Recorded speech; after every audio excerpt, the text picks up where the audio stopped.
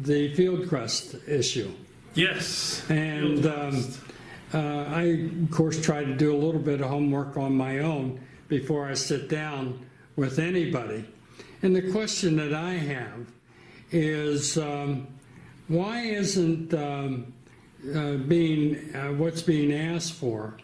And and you may think have the same question, but you may have no question, right, and can give me assurance that there's no question. Why isn't that request an example of what we call spot zoning, where the current owners want some expansion of the ability to do things that they can't do under the current zoning?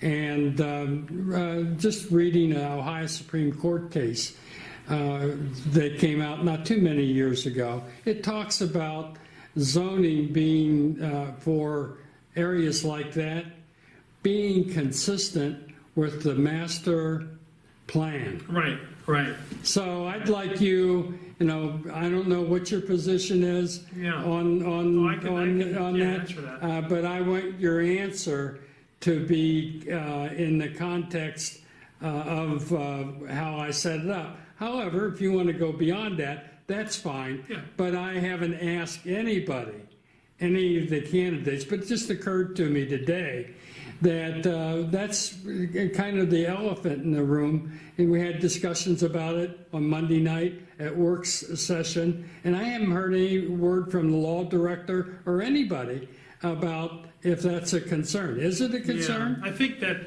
as far as, whether it's considered spot zoning, I know that the people that might be opposed to passing a new zoning ordinance or modifying the zoning in that area would say, spot zoning, you can't do that, you can't move ahead with it. But that would be an answer for our attorney, right? Which he's indicated that it would not be spot zoning.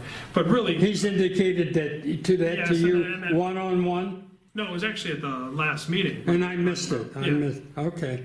The acoustics in that room, I'll have to say. Yeah, and that's another thing we're going to improve in 2018 is the sound system. We're going to get the microphones rather than the microphones that just sit in the dais. They don't record well enough. So okay, good. It's difficult to hear. But really, just to give you the, to get setting aside the legal requirements, because we'll make sure that we're in compliance with the legal requirements. But Fieldcrest, it's over 50 acres, beautiful piece of land.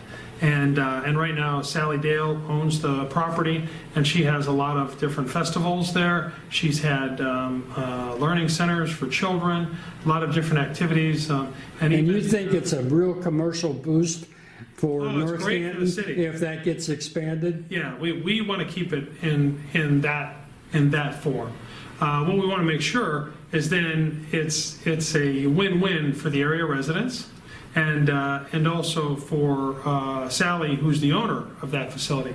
And I think that obviously we're going to be able to do that because I think that what people are most concerned about that live along that property is not only what's taking place right now, but what's in the plans for the future.